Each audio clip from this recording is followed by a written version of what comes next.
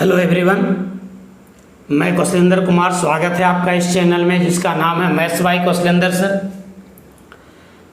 आज मैं वीडियो बना रहा हूँ उन विद्यार्थियों के लिए जो जेईई मेंस के एग्ज़ाम में बैठने जा रहे हैं। लास्ट मिनट टिप्स क्या होना चाहिए आपके लिए, उसी से रिलेटेड मैं आज ये वीडियो बना रहा हूँ।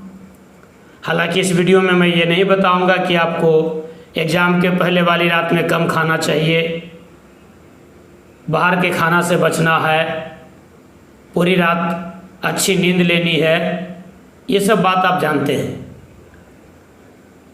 मैं वीडियो बना रहा हूँ कि आपका एग्ज़ाम में परफॉर्मेंस कैसे बेहतर हो, इस बात को लेकर के। तो मैं पॉइंट वाइज आपसे बात करूंगा। मैंने आपके सामने पॉइंट लिख दिया है। 5 बातों पर हम लोग डिस्कस करेंगे और आपको मोटिवेट करने का पूरा कोशिश करेंगे।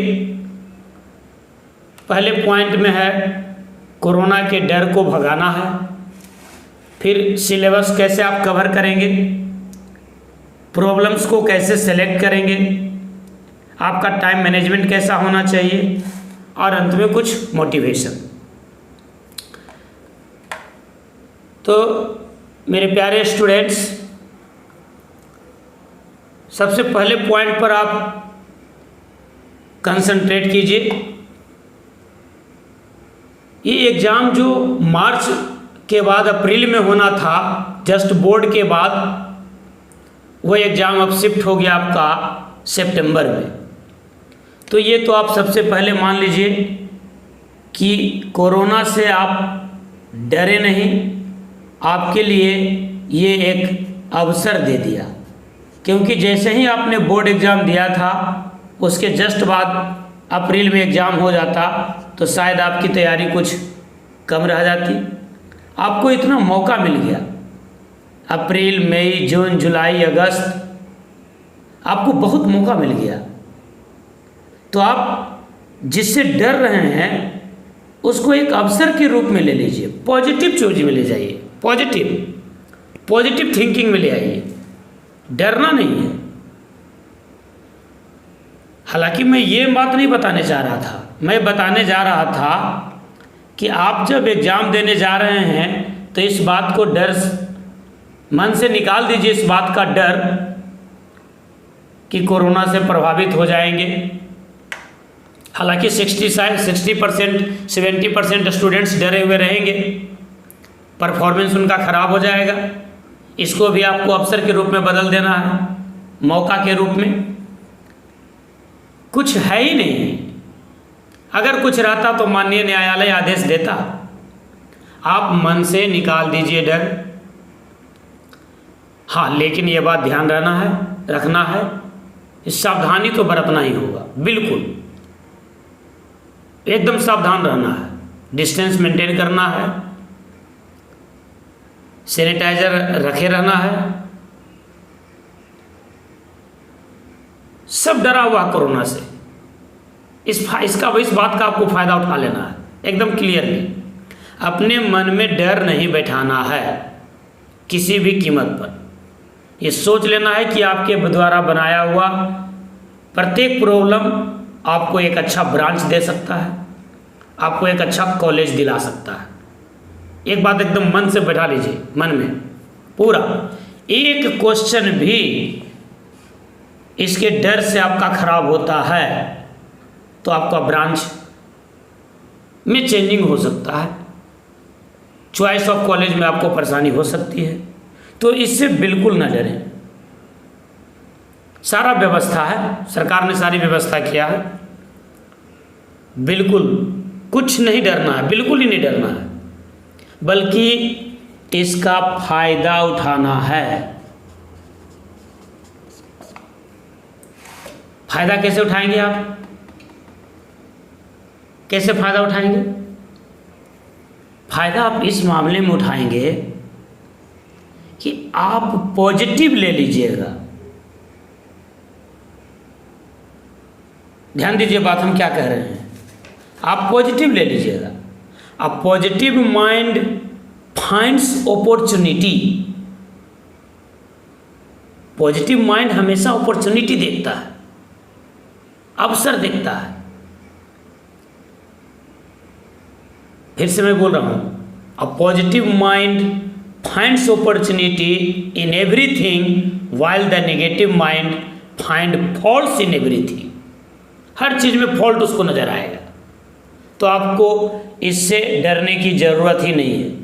आप समय पर सब कुछ अपना व्यवस्था कर लीजिए। जो सरकार की गाइडलाइंस है, एनटीए का जो गाइडलाइन है, आप उसको फुलफिल कर लीजिए।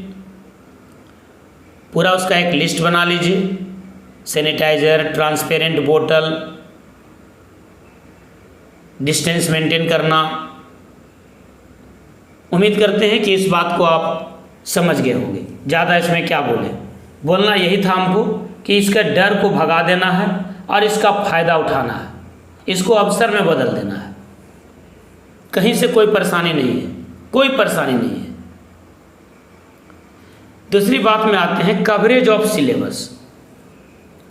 अब लास्ट टाइम में सिलेबस को कवर करने का क्या तुक बनता है? तो कोई तुक है ही नहीं। आपने जो पढ़ा है उसको आप कंप्लीट रिवाइज कीजिए, कंप्लीट रिवाइज कीजिए।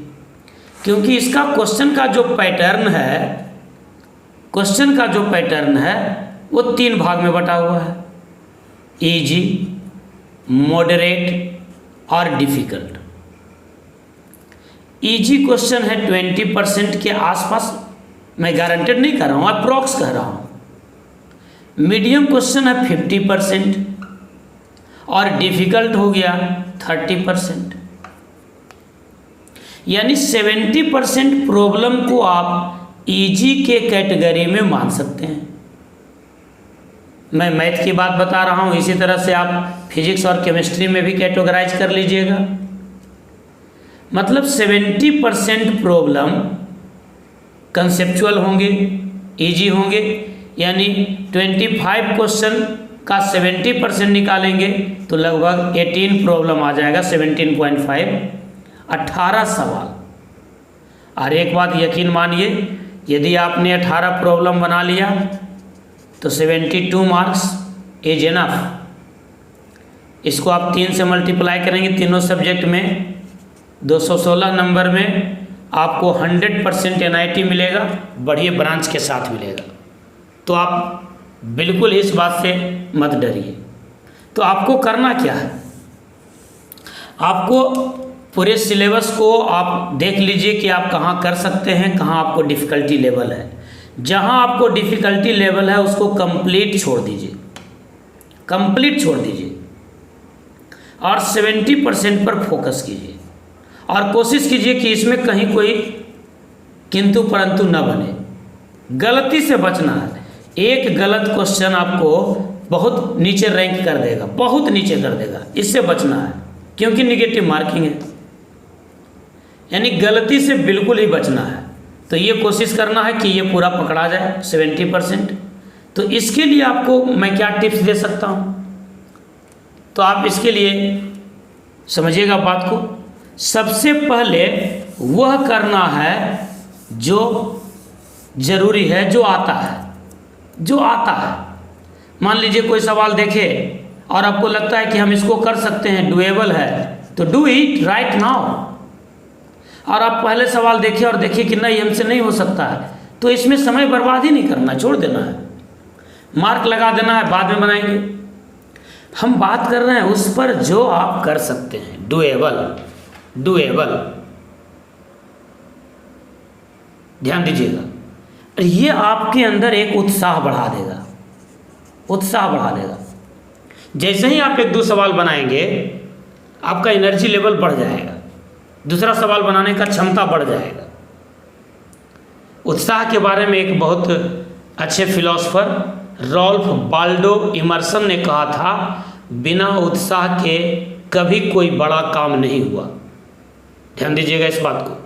उन्होंने कहा कि बिना उत्साह के कभी कोई बड़ा काम नहीं हुआ। जी हाँ, सही सुन रहे हैं आप, हम कह रहे हैं बड़ा काम। आप कोई छोटा मोटा काम थोड़े करने जा रहे हैं, आप बहुत बड़ा काम करने जा रहे हैं, तो उत्साह भी आपका बड़ा होना चाहिए। बिना उत्साह के तो होगा ही नहीं। और ये उत्साह कब आएगा? जब आप डुएबल क्वेश्चंस को पकड़ेंगे, आपसे सवाल बनेगा, आपके अंदर एनर्जी आ जाएगा। उत्साह और सफलता दोनों साथ साथ चलता है, इस बात को ध्यान दीजिएगा। उत्साह है, सफलता है, ये दोनों साथ साथ चलता है, लेकिन उत्साह का नंबर पहले आता है, सफलता बाद में। पहले उत्साह। उत्साह, आत्मविश्वास, आत्मबल, ये अमूल्य है, इसका कोई मूल्य नहीं है। ये फीलिंग होनी चाहिए, आपके अंदर फीलिंग होनी चाहिए, और इसको आप अपनाएंगे एग्जाम में, इसका मुझे पूर्ण भरोसा है, पूर्ण भरोसा है। तो अब सिलेबस पर ज़्यादा हम कुछ कहेंगे नहीं। सिलेबस आपने जितना किया है उतना काफ़ी है, काफ़ी है। बस आपके अंदर उत्साह आनी चाहिए, सिलेबस के रूप में मैं यही कहना चाहता हूँ। इसके बाद है selection of problems. Selection problem का क्या होना चाहिए, ध्यान दीजिए। सिलेक्शन और रिजेक्शन दो टर्म है। जब तक आप इसको पकड़ेंगे नहीं मन से, आपकी सफलता में संदेह आ जाएगा, बिल्कुल संदेह है। ध्यान दीजिएगा बात को। मेरा मोटिवेशन बिल्कुल अलग है, दूसरे ढंग का। मैंने पहले ही कह दिया था कि मैं नहीं बताऊंगा कि आप ग्लूकोज पी के जाइए, उतना आपको आता है। आपको सिलेक्शन और रिजेक्शन में अंतर आना चाहिए कि हम किस प्रॉब्लम को सिलेक्ट करें और किसको रिजेक्ट करें। जिसने छोड़ना नहीं सीखा वह कभी पा ही नहीं सकता है। हमने कहा कि जिसने छोड़ना नहीं सीखा वह कभी पा ही नहीं सकता है। अगर पहला क्वेश्चन टफ मिल गया और आप इसको नहीं छोड़े और जिद पकड़ के बैठ गए कि जब पहले नहीं बना तो आगे क्या खाक बनेगा, यकीन मानिए आप गलत दिशा में जा रहे हैं। छोड़िए ना भाई, हम तो कहते हैं दूसरा भी नहीं बन रहा है तो उसको भी छोड़िए ना। अभी 23 सवाल और बचा है मैथ में, तीसरा भी नहीं बनता, कोई बात नहीं, अभी 22 सवाल और बचा हुआ है, 22। तो आप छोड़ना सीखिए। Not a single problem is the problem of ego. एक भी प्रॉब्लम ईगो का प्रॉब्लम नहीं होनी चाहिए। अगर आप इस बात को मन में बिठा लेते हैं तो निश्चित रूप से आपको इस वीडियो से कुछ फ़ायदा होगा। 2-3 सवाल ज़्यादा बन जाएगा और आप हमको थैंक यू ज़रूर बोलिएगा, हमको विश्वास है। तो आप प्रॉब्लम को सेलेक्ट करना सीखिए। इसी प्रकार से सब्जेक्ट को भी, किसी व्यक्ति को, किसी स्टूडेंट को हो सकता है फिजिक्स में ज़्यादा इंटरेस्ट है तो वो पहले फिजिक्स बनाएगा, किसी को केमिस्ट्री में इंटरेस्ट है केमिस्ट्री बनाएगा, किसी को मैथ में इंटरेस्ट है वो मैथ बनाएगा।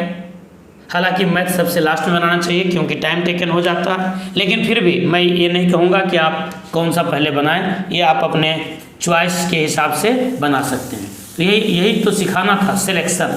आपका कौन सा सबसे स्ट्रॉन्ग पेपर है ये आपसे ज़्यादा कौन जानेगा। मैं कैसे जान सकता हूँ कि आपका सबसे अच्छा सब्जेक्ट क्या है? तो आप सेलेक्ट कीजिए कि आपका सबसे अच्छा क्या है। और उसके बाद चौथा पॉइंट था टाइम मैनेजमेंट। वक्त, समय, टाइम मैनेजमेंट होनी ही चाहिए। वक्त की एक आदत बहुत अच्छी है, जो भी हो जैसा भी हो गुजर जाता है। कामयाब इंसान खुश रहे न रहे, लेकिन खुश रहने वाला इंसान कामयाब जरूर होता है। तो आप टाइम मैनेजमेंट पकड़िए।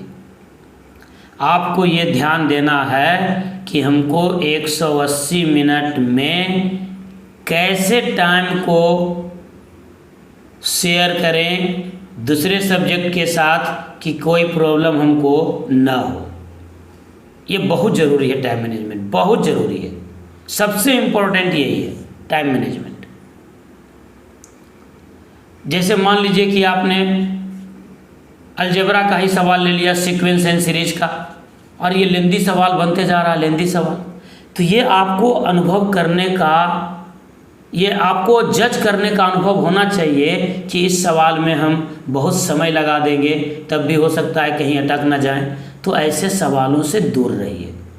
कुछ ऐसे सवाल होते हैं जो इजी होते हैं लेकिन काफ़ी लेंदी होते हैं। ये बात ध्यान दीजिए कि एग्ज़ाम ऑनलाइन है, हालांकि पेपर आपको अलग से मिलेगा रफ करने के लिए, लेकिन फिर भी ज़रा ध्यान देना है इस बात को। ऑफलाइन रहता तो आपके पास कुछ और ऑप्शन बनता, लेकिन ये ऑनलाइन एग्ज़ाम है इसलिए ध्यान देना है। लेंदी क्वेश्चंस को छोड़ने का कोशिश करना है। तो आप कहिएगा, आप कह रहे हैं कि डिफ़िकल्ट को छोड़िए, लेंदी को छोड़िए। हाँ, ये दोनों मिला करके 5 से ज़्यादा क्वेश्चन नहीं छूटेगा, तब भी आप 20 बनाएंगे। 20 गुना 3 यानी 60 प्रॉब्लम बनाएंगे, और 60 गुने 4 यानी 240। बहुत अच्छा मार्क्स है ये, बहुत ही अच्छा टॉपर मार्क्स है। आपका रैंक 2000 के आसपास रहेगा, इस बात को समझिए। और सबसे आखिरी में है मोटिवेशन। तो आप सब लोग मोटिवेटेड हैं ही, बढ़िया से एग्ज़ाम दीजिए, माता पिता गुरु का आशीर्वाद लीजिए। सबों का आशीर्वाद आपके लिए बहुत काम की चीज़ होगी। मोटिवेशन के लिए हम यही कहेंगे कि हम सभी सफल जीवन जीने के लिए पैदा हुए हैं, लेकिन हमारी आदत और माहौल हमेशा असफलता की ओर ले जाता है। आप उस माहौल से बचेंगे, बिल्कुल बचना है उस माहौल से। आप ये मान के चलिए कि आपका जन्म जीतने के लिए हुआ है, हारने के लिए नहीं। ये मत सोचिए कि किसी की किस्मत अच्छी है, कैलकुलस पढ़ा और कैलकुलस से सवाल ज़्यादा बना के आ गया, बिल्कुल ही नहीं। ये तो ठीक उसी तरह की कहावत हो गई कि हम लोग कहते हैं कि उस आदमी की, फलाने आदमी, ढिकाने आदमी की किस्मत बहुत अच्छी है, मिट्टी छूता है तो सोना बन जाता है। या फिर कोई ऐसा बदकिस्मत है कि वो कुछ भी छुए मिट्टी हो जाता है। यह सच नहीं है, ये बिल्कुल ही सच नहीं है। अगर आप जांचेंगे, परखेंगे तो पाएंगे कि जाने या अनजाने में जो सफल लोग हैं अपने हर काम में सही कदम उठा रहे हैं, जबकि हारने वाले लोग बार बार एक ही गलती दोहरा रहे हैं।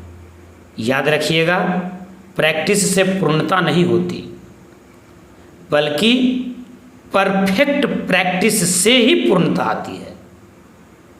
कुछ लोग अपनी गलतियों को ही प्रैक्टिस करते रहते हैं और वो उसमें पूर्णता हासिल कर लेते हैं। उनकी आदत हो जाती है हर जगह मीन मेख निकालने की, हर सवाल पर डाउट उनको रहता है। ये भी तो एक प्रैक्टिस है। इस प्रैक्टिस से बचना है, आपको सही डायरेक्शन में प्रैक्टिस करनी चाहिए। जो अपने काम में महारत हासिल कर लेते हैं उन्हीं की प्रैक्टिस का गुणगान होता है। और ज़्यादा कुछ नहीं कहना चाहेंगे, लंबा वीडियो खिंचा गया, मैं सोचा था कम बनाऊंगा। आप सब लोगों को एक बार फिर से बहुत बहुत शुभकामना। God bless you. उम्मीद है कि आप अच्छा परफॉर्म करेंगे, अच्छे तरीके से एग्ज़ाम दीजिए, जो होगा बिल्कुल अच्छा होगा। किसी भी प्रकार के भय से भयभीत नहीं होना है, किसी भी चीज़ को पोलाइटली सोचना है, सवाल ज़्यादा से ज़्यादा बने ये सोचना है, लेकिन हड़बड़ में गलती हो जाए ये नहीं करना है। बाकी आप जानते ही हैं बहुत सारी चीज़ों को। मेरा शुभकामना आप सब लोगों के साथ है। Thank you, all the best, God bless you.